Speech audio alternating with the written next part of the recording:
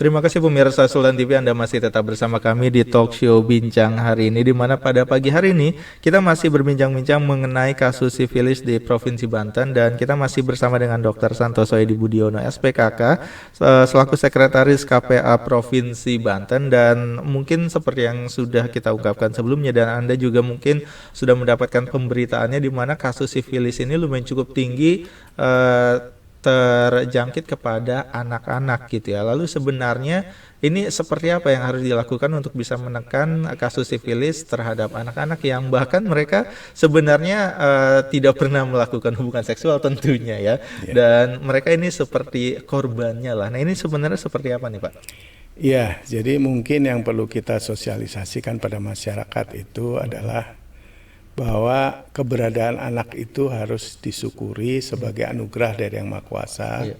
Dan untuk itu sangat perlu kita itu memperhatikan kesehatannya, kemudian perkembangan dan pertumbuhannya itu harus betul-betul jadi perhatian orang tua ya.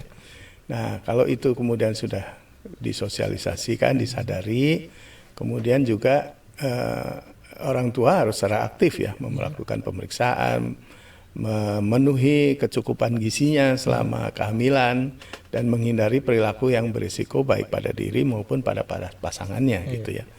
Nah, jadi kalau ini bisa kita sosialisasikan, kita sadarkan masyarakat untuk bisa melakukan ini, kita harapkan ke depan ini kita akan benar-benar bisa mendapatkan yang kita sebut sebagai bonus demografi yang diyakini pada tahun 2030 kita sudah mulai memetik hasil ya.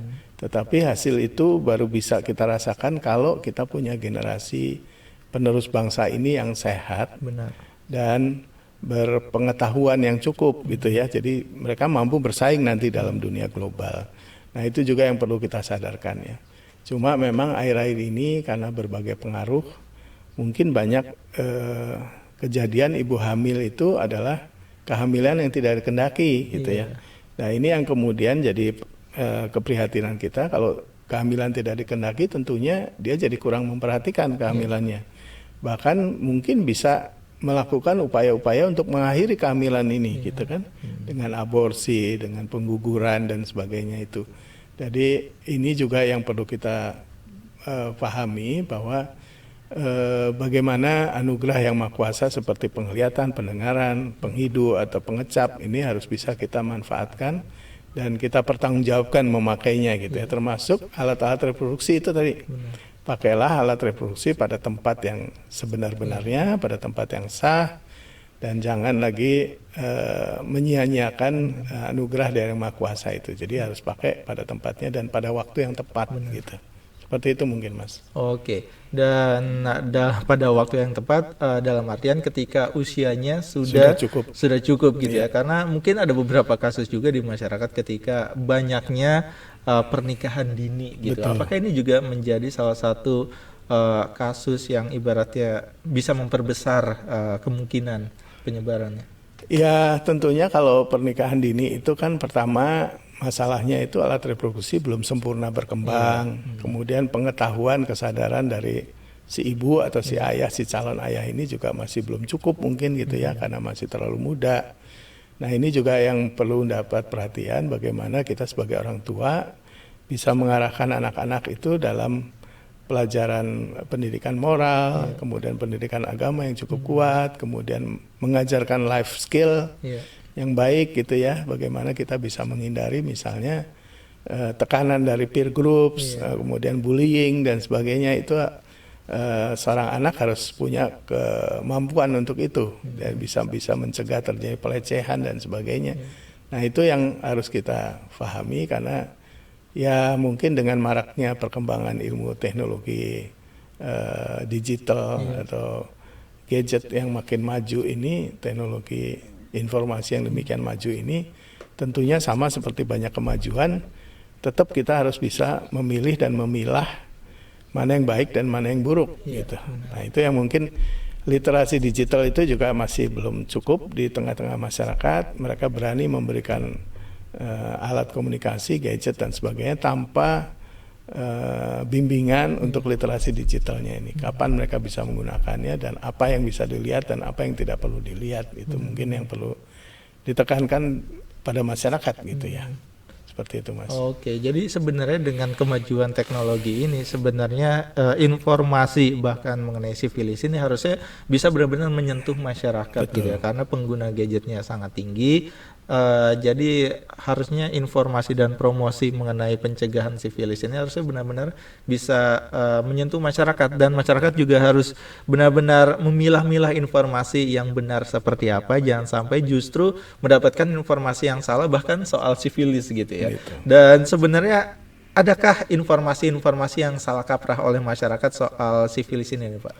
Saya rasa bisa aja terjadi ya, macam-macam ya. Mungkin misalnya ada remaja yang berpendapat kalau melakukan hubungan anal itu mungkin jadinya lebih menguntungkan karena tidak ada resiko kehamilan misalnya seperti itu ya. Nah itu yang harus difahami juga. Jadi pengaruh-pengaruh budaya Barat itu kita juga harus bisa memahami.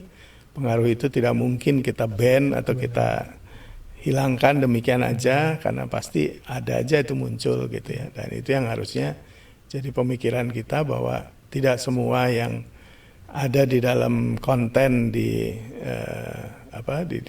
informasi digital atau teknologi informasi itu adalah konten-konten yang baik gitu ya. Ada juga banyak yang konten-konten yang menyesatkan bahkan hoax gitu ya. Nah, itu yang mungkin perlu difahami, karena ya demikian sekarang perkembangannya sudah seperti itu, Mas. Jadi kalau kita lihat memang perkembangan teknologi informasi ini sudah sampai menyentuh daerah-daerah yang terpencil sekalipun. Nah, itu yang perlu diperhatikan. Seperti itu. Karena memang kekhawatiran dari penyakit sifilis ini adalah ketika masyarakat justru tidak peduli terhadap penyakit ini. Betul. Gitu ya. Apalagi khususnya yang sekarang ini lumayan cukup menjadi concern adalah ketika ibu hamil menularkan penyakit ini terhadap anak-anaknya. Betul. Dan apakah sebenarnya ketika sifilis ini menyerang anak-anak ini justru dampaknya lebih berbahaya apabila terjadi dengan orang dewasa? Ya, sebetulnya kalau kita bicara itu mungkin dari sisi kehamilan dan persalinannya itu mungkin bisa terjadi gangguan. Jadi misalnya bayinya nanti berat badannya lahirnya rendah, atau mungkin keguguran, ataupun kalau lahir dengan kecacatan, misalnya kecacatan di tulang, kecacatan di mata, di hidung gitu ya.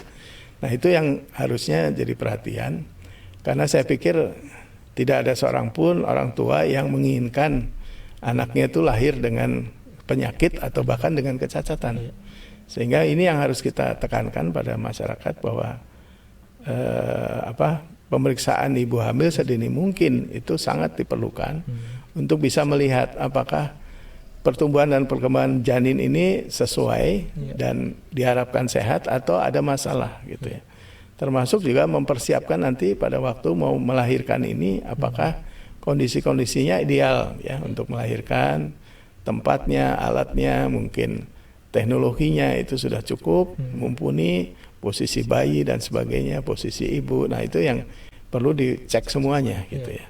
Dan tentunya dukungan ya, support dari suami atau dari keluarga itu juga penting ya, karena banyak ibu-ibu yang melakukan cek kesehatan pada tenaga kesehatan, tapi pada saat melahirkan ternyata dibantu oleh bidan atau dibantu oleh tenaga-tenaga yang tidak kompeten ya, tidak kompeten, misalnya oleh dukun bersalin atau nah itu yang mungkin harusnya jadi perhatian ibu hamil. Jadi memang kadang-kadang kondisinya itu tengah malam atau tiba-tiba sudah masuk pada kondisi yang harus segera bersalin, sementara tenaga kesehatannya belum datang sehingga dia ditolong oleh tenaga yang ada sekitarnya seperti itu.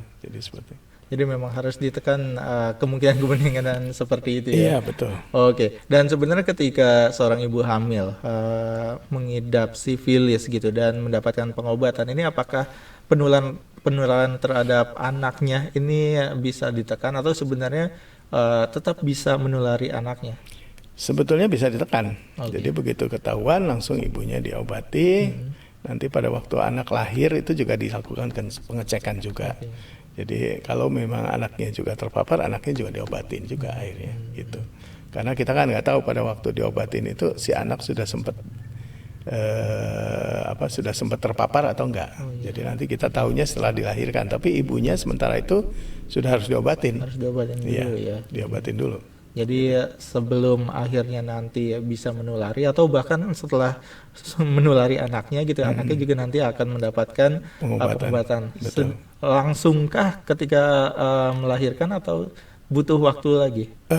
Itu bisa langsung dilakukan pengecekan, kemudian diobati juga. Mungkin dosisnya yang disesuaikan dengan dosis bayi gitu. Oke, jadi setelah melahirkan pun ini si anak bisa langsung melakukan pemeriksaan. Oke, dan mungkin menarik kalau berbicara kasus sifilis ini, tapi karena keterbatasan waktu, mungkin terakhir nih Pak, apa yang ingin disampaikan terhadap masyarakat supaya lebih aware lagi terhadap sifilis, dan juga mungkin harapannya terhadap pemerintah supaya bisa lebih menekan lagi kasus sifilis yang ada di masyarakat? Saya pikir ada dua yang mau saya sampaikan. Yang pertama kepada masyarakat, jangan takut dengan penyakit sifilis, tapi yang penting adalah kita harus waspada. Artinya kalau kita merasa pernah punya perilaku berisiko, ya sebaiknya segera melakukan pengecekan, terutama pada ibu hamil ya. Yang kedua juga pada pemerintah, ya harapannya harus ada inovasi dan ide-ide baru untuk mengatasi berbagai macam kendala di lapangan. Jadi seperti misalnya pengadaan alat tes itu sebaiknya lebih menyebar pada tenaga-tenaga kesehatan yang buka praktek mandiri, seperti misal itu ya. Kemudian membuat sistem pencatatan yang lebih sederhana, misalnya melalui aplikasi gadget yang sederhana yang bisa dilaporkan kepada puskesmas yang kemudian akan menghimpun semua data itu. Dan kemudian juga mungkin pada perusahaan-perusahaan asuransi, terutama yang non BPJS ya. Karena saya secara pribadi sering punya pengalaman kalau dapat pasien yang dapat asuransi swasta itu, mereka itu sering menolak kalau kita tulis diagnosanya pasien menular seksual. Nah itu yang kemudian saya nggak ngerti apa alasannya. Apakah alasannya menyangkut biaya atau hal-hal lain ya. Nah itu yang perlu mungkin ditegaskan, mereka perlu dikumpulkan, disadarkan bahwa ini adalah program pemerintah yang sangat berdampak pada keberadaan generasi penerus bangsa ini. Jadi kalau kita ingin menjadi bangsa yang bagus, yang kuat, sehat, ya kita semua harus mendukung. Gitu. Jadi nggak ada istilah bahwa ini adalah milik jajaran kesehatan aja, ini adalah milik kita semua. Jadi para guru, mungkin para pemuka agama, pemuka masyarakat, organisasi profesi, mungkin swasta, ya media juga ikut berperan gitu ya, termasuk bisnis ya. Di lingkungan bisnisnya itu jangan sampai melakukan diskriminasi dan mendorong orang untuk melakukan cek dan pengobatan sedini mungkin. Itu mungkin. Oke, jadi terkait penyakit menular seksual ini mudah-mudahan tidak ada lagi diskriminasi terhadap masyarakat, dan ini tidak hanya menjadi tanggung jawab pemerintah saja, tapi juga kesadaran semua pihak untuk bisa benar-benar sadar dan peduli terhadap penyakit menular seksual. Terima kasih Pak Dokter sudah meluangkan waktunya untuk bisa ngobrol-ngobrol dengan kita pada pagi hari ini. Mudah-mudahan di lain waktu kita bisa ngobrol-ngobrol lagi dengan pembahasan lainnya. Oke, itu dia pemirsa Sultan TV perbincangan kita pada pagi hari ini. Mudah-mudahan dari perbincangan kita ini bisa lebih menyadarkan kita lagi terhadap penyakit sifilis yang ada di masyarakat, dan lebih aware lagi untuk memeriksakan diri di layanan kesehatan terdekat. Dan kita akan berjumpa lagi di lain waktu dengan pembahasan lainnya. Jadi akhir kata saya Ben Oktari undur diri bersama kerabat kerja yang bertugas. Akhir kata wassalamualaikum warahmatullahi wabarakatuh dan sampai jumpa.